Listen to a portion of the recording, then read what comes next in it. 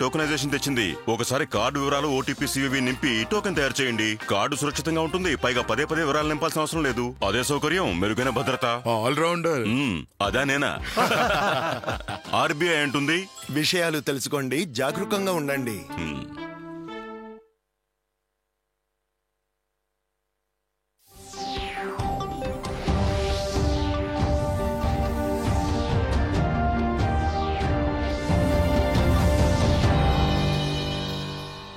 నమస్కారం. దూరదర్శన్ వార్తలకు స్వాగతం. నేను లహరి. వార్తల్లో ముందుగా ముఖ్యాంశాలు.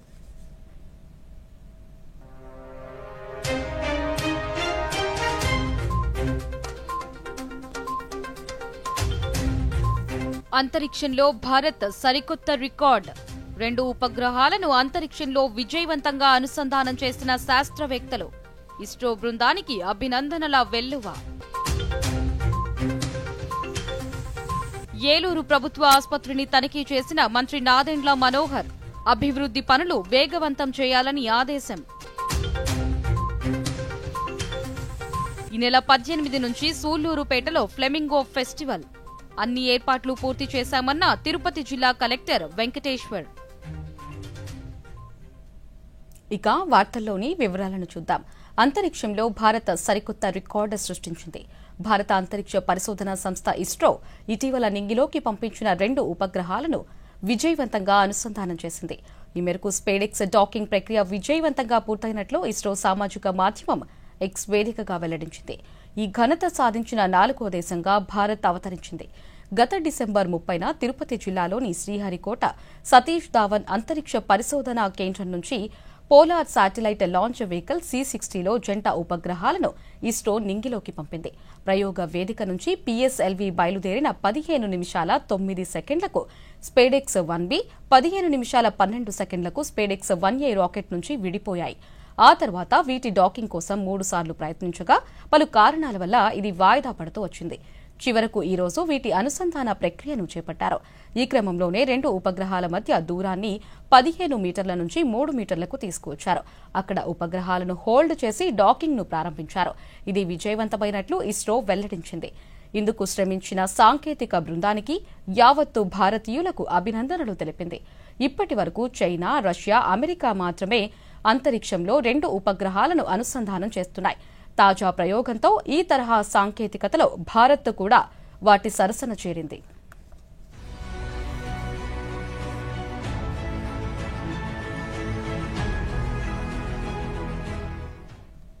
అంతరిక్షంలో భారత్ 2 ఉపగ్రహాలను విజయవంతంగా అనుసంధానం చేయడం పట్ల ఇస్రో శాస్త్రవేత్తలకు ఉప ముఖ్యమంత్రి కె పవన్ కళ్యాణ్ అభినందనలు తెలిపారు.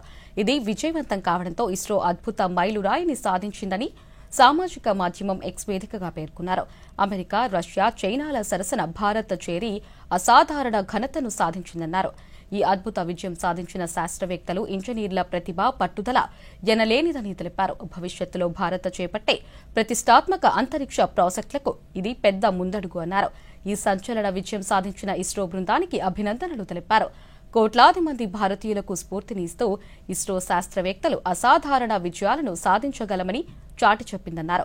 రాబోయే అనేక విజయాలకు ఇది ప్రారంభమని తెలిపారు.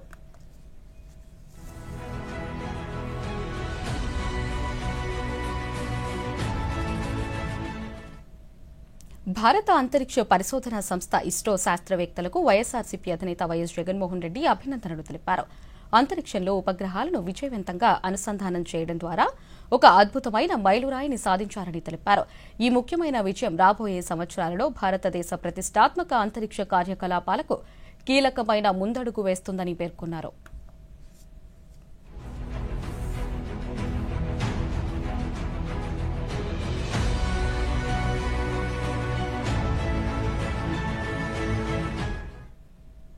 ఏలూరు ప్రభుత్వ ఆసుపత్రిలో చేపట్టిన అభివృద్ది పనులను ఫిబ్రవరి నెలాఖరులోగా పూర్తి చేయాలని రాష్ట్ర పౌర సరఫరాల శాఖ మంత్రి నాదెండ్ల మనోహర్ అధికారులను ఆదేశించారు.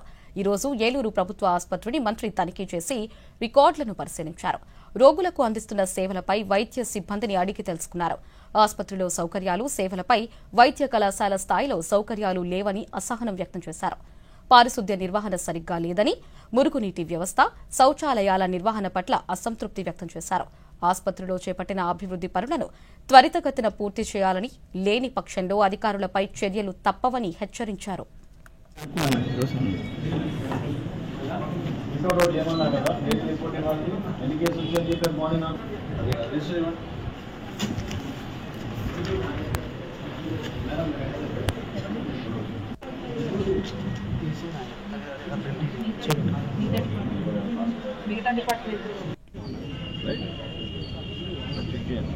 Make sure the sequence numbers are correct. Tirupati జిల్లా సూళ్లూరుపేటలో ఈ నెల 18 నుండి 20 వరకు ఫ్లెమింగో ఫెస్టివల్ నిర్వహించేందుకు ఏర్పాట్లు చేసినట్లు జిల్లా కలెక్టర్ ఎస్ వెంకటేశ్వర్ తెలిపారు. తిరుపతిలో ఈ రోజు ఆయన మీడియాతో మాట్లాడుతూ పెలికాన్ వంటి అరుదైన జాతులకు చెందిన వలస పక్షులు ఈ ప్రాంతానికి వస్తుంటాయని, వాటి సంరక్షణపై ప్రజలకు అవగాహన కల్పించేలా చర్యలు తీసుకుంటున్నట్లు తెలిపారు.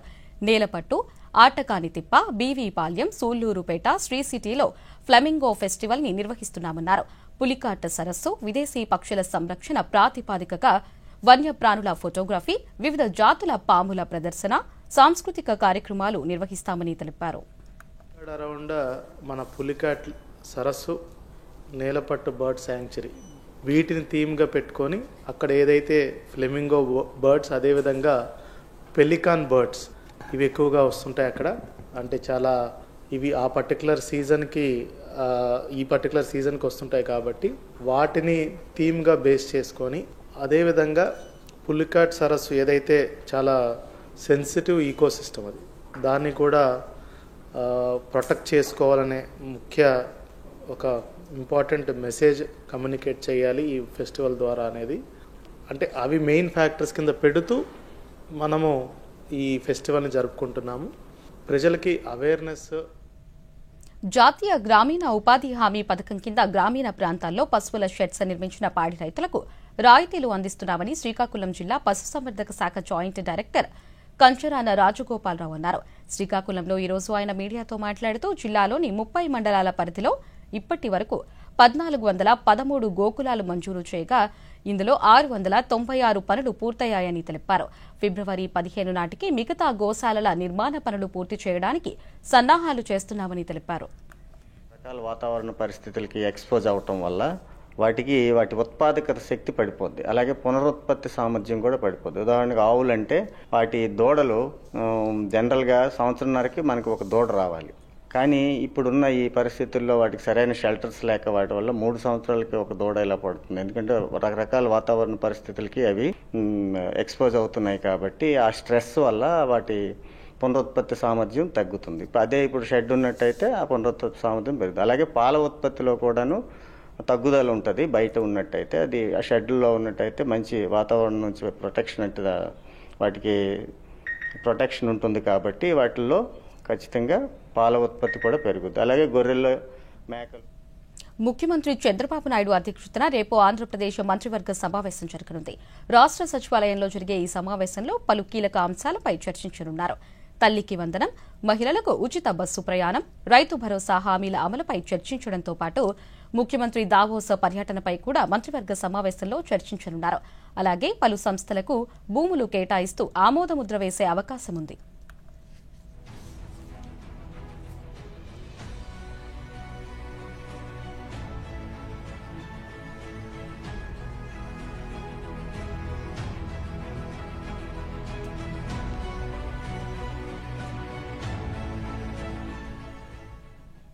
దేశవ్యాప్తంగా బాలికల నిష్పత్తిని పెంచడంతో పాటు బాలికలను రక్షిస్తూ వారిని చదివించే లక్ష్యంతో కేంద్ర ప్రభుత్వం అమలు చేస్తున్న బేటీ బచావో బేటీ పడావో నినాదం తిరుపతి జిల్లాలలో సత్ఫలితాలను ఇస్తోంది.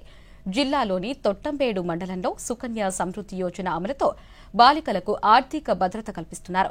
ఈ పథకం కింద తపాలా కార్యాలయాలు, బ్యాంకుల్లోనూ అధిక సంఖ్యలో తల్లిదండ్రులు తమ పిల్లల పేరిట మీద బ్యాంకు ఖాతాలను తెరిచి పొదుపు చేస్తున్నారు. కేంద్ర ప్రభుత్వ పథకాలలో అత్యధిక వడ్డీ రేటు అందించే పథకాలలో సుకన్య సమృద్ధి యోజన ముందు వరుసలో నిలుస్తోంది. ఈ పథకం వల్ల తమ చిన్నారుల భవిష్యత్తుకు భరోసా లభిస్తుందని లబ్దిదారులు దూరదర్శన్కు తెలిపారు.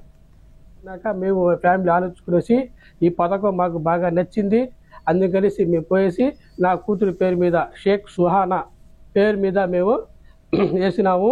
మాకు ఇది బాగా నచ్చింది. మాకు ఇది ఈ స్కీమ్ ని కల్పించిన నరేంద్ర మోదీ గారికి ధన్యవాదాలు. పోస్ట్ ఆఫీస్ అధికారులు వాళ్ళు సుకన్య సౌజన్య పథకం వేసుకోమన్నారు. నెలకి 1000 రూపాయలు కడితే మీకు పాపకి పెద్ద అయిన తర్వాత చదువుకైనా పెళ్లికైనా. ఈ వార్తలు ఇంతటితో సమాప్తం. నమస్కారం.